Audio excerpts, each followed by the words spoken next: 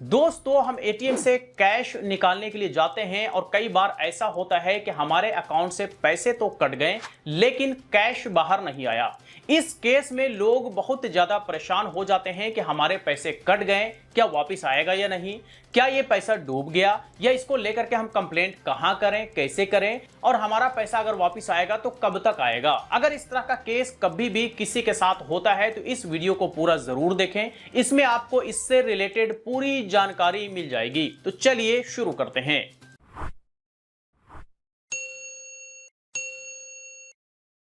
तो दोस्तों, सबसे पहले ये जान लेते हैं कि आखिर एटीएम में पैसे फंसते क्यों हैं। तो देखिए, एटीएम एक मशीन है और कभी ना कभी मशीन खराब भी होता है, तो टेक्निकल रीजन की वजह से भी एटीएम मशीन में पैसे फंस जाते हैं। इसके अलावा अन्य रीजंस भी हैं, जैसे कि इंटरनेट डाउन हो जाना, सर्वर डाउन हो जाना, पावर कट हो जाना। तो अगर आप ट्रांजैक्शन कर रहे हैं और ट्रांजैक्शन करने के दौरान अगर इनमें से कोई एक प्रॉब्लम भी होता है तो आपके अकाउंट से पैसे कट जाते हैं लेकिन एटीएम मशीन से पैसे नहीं निकलते। अब जानते हैं कि अगर आपके पैसे कट गए और एटीएम से पैसे बाहर नहीं आए तो आप क्या करेंगे। तो देखिए, पैसे भले ही बाहर नहीं आए लेकिन एक रिसिप्ट जरूर एटीएम से बाहर आता है। वो रिसिप्ट आपके लिए बड़ा इंपॉर्टेंट होता है, वो आपको संभाल करके रखना होता है।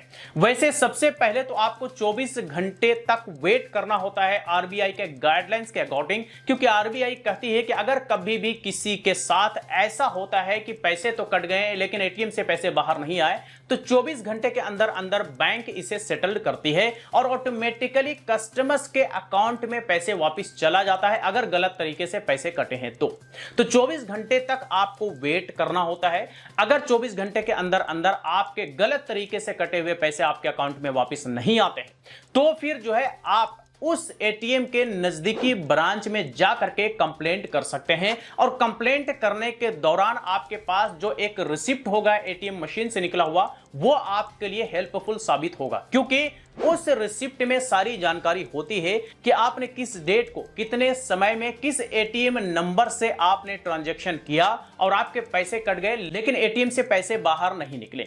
आप इसको लेकर के बैंक को कंप्लेंट देते हैं तो बैंक 7 दिन के अंदर अंदर आपके कंप्लेंट को देखने के बाद, मामले को सेटल्ड करने के बाद अगर गलत तरीके से आपके पैसे कटते हैं तो बैंक आपके अकाउंट में पैसे वापस कर देती है। लेकिन कई बार ऐसा होता है कि वीकली ऑफ या कोई हॉलीडे की वजह से बैंक बंद होता है, तो उस केस में आप बैंक तो जा नहीं पाएंगे। तो उसके लिए आप क्या करेंगे कि आप कस्टमर केयर को कॉल करके कंप्लेंट दर्ज करवाएंगे। कस्टमर केयर नंबर आपको कहां से मिलेगा, तो हर एक एटीएम कार्ड के पीछे में आप बैक साइड में देखेंगे, जैसे ये कोटक का एटीएम है तो देखिए यहां पे ऊपर में कस्टमर केयर नंबर है, तो आपको एटीएम के पीछे कस्टमर केयर नंबर मिल जाएगा। उस नंबर पर कॉल करके आप जो है अपना कंप्लेंट दर्ज करवा सकते हैं। इसके अलावा आपको एटीएम के अंदर भी कस्टमर केयर का नंबर होता है, वहां से भी आप नंबर को नोट करके अपने इस ट्रांजैक्शन के रिलेटेड कंप्लेंट कर सकते हैं। कई बार ऐसा भी होता है कि एटीएम मशीन से रिसिप्ट नहीं निकलता, स्लिप नहीं निकलता, तो उस केस में आप क्या करेंगे कि एटीएम का देख रेख करने वाला जो सिक्योरिटी गार्ड होता है उससे आप पूछेंगे कि इस एटीएम का आईडी क्या है, ये इस एटीएम मशीन का सीरियल नंबर क्या है। अगर वो आपको नंबर दे दे तब तो सही है, और अगर वो नंबर नहीं दे पाता है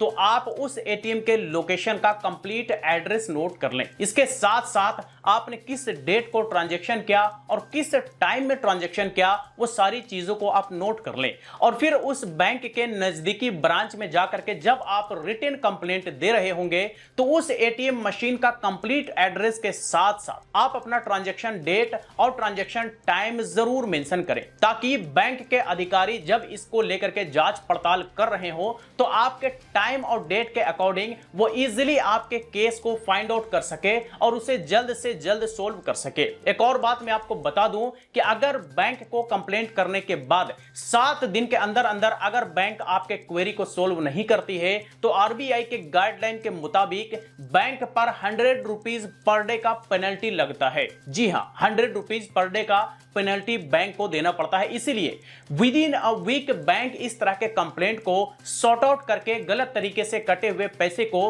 कस्टमर्स के अकाउंट में वापस भेजती है, यानी कि रिफंड कर देती है। तो बस यही कुछ जानकारी था आपके अकाउंट से पैसे कट जाना और एटीएम से कैश ना निकलने को लेकर के। तो अगर आपके साथ भी ऐसा कभी कुछ केस होता है तो इन सारे स्टेप्स को फॉलो करते हुए अपने पैसे को रिफंड लेने के लिए इस तरह से कंप्लेंट कर सकते हैं। तो चलिए आज तक लिए इतना ही। इससे रिलेटेड अगर कोई क्वेरी हो तो आप हमें कमेंट बॉक्स में लिख करके पूछ सकते हैं। वीडियो अच्छा लगा हो तो लाइक करें, ज्यादा से ज्यादा लोग साथ शेयर करें और इसी तरह के वीडियोस के लिए हमारे यूट्यूब चैनल को भी सब्सक्राइब करें।